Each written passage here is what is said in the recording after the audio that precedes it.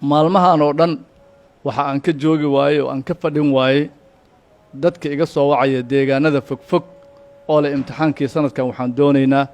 in dawladdu ay noogu keento deegaanka aan joogno marka deegaano tiro badan oo aan horaan la gaari jirin waan gaarnay kuwa hadda ay suuragalka noo noqon weysayna insha Allah tacaala haddii ilaahay yiraahdo sanadka soo socda ayaan gaarsiin doonaa waxaanu go'aan ku gaarnay meel kasta oo ay joogto 20 arday oo Soomaali ah oo imtixaanka xaq u leh inay galaan inaan imtixaanka gaarsiino sanadka dambana waxaan rajaynaynaa in tiradu intaa ka badan doonto arday Soomaaliyeed meeshuu joogan inaanu u baahan doonin inuu degmadiisa ka tago oo degmo kale uu aado si uu imtixaanka u galo laakiin inaan deegaanka iyo meesha uu degan yahay aan imtixaanka ugu geyno haddii ilaahay yiraahdo in yar baan rabaa inaan ka sheego marka imtixaanka iyo ahmiyadiisa imtixaanku meel la isku ciqaabo maaha laakiin imtixaanku waa markhaatiguna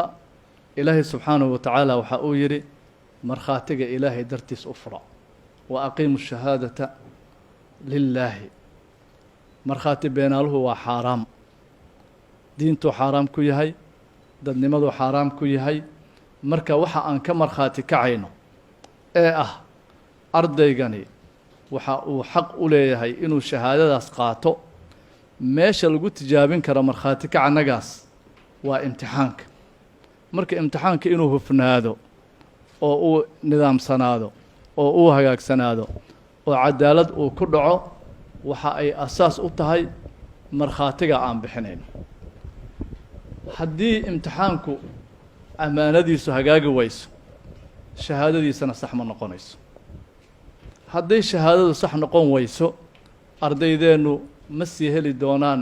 wax fursada oo waxbarashada ay hore ugu sii wataan ma sii heli doonaan yacni waa la tuuri doonaa shahaadada qaranka uu bixiyo ardayda Soomaaliyeed hadda waxa ay qaataan shahaado qaranka uu bixiyo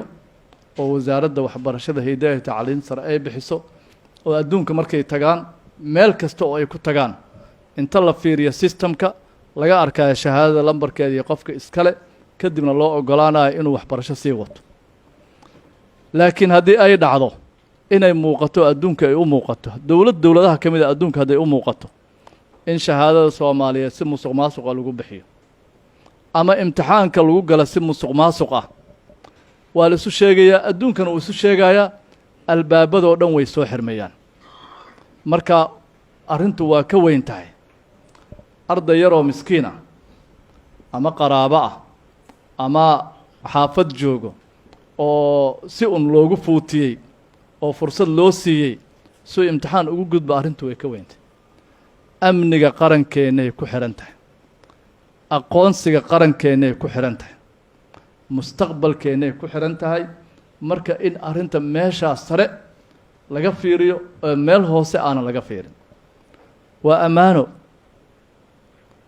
aniga hadda ma garanayo mararka qaar waa isweydiiyaa goormaan gaari doonaa inaan imtixaanka la ilaalin doonin wasaaradda waxbarashada haddii aan nahay marxalado badanaan soo marnay waxyaabaha iigu darnaa waxa ay ka ahayd 34,000 ee arday ee imtixaanka galayso in la hubiyo ma soo dhigteen fasalkii koobaad ee dugsiga sare kii labaad ee dugsiga sare kii saddexaad ee dugsiga sare kii afraad ee dugsiga sare waa la iga tagay inta saana la yeelay ha la hubiyo ha lagu laabto yacni tiim aad u tiro badan oo wasaaradda ka tirsan ayaa 4 bilood la soo dhaafay u soo jeeday ardayga qansax dheere joogo in la soo hubiyo in lambarkiisa uu sax yahay magaciisa uu sax yahay roll number loo sameeyo sawirkiisa la haayo muuqaalkiisa uu waxaysan yahay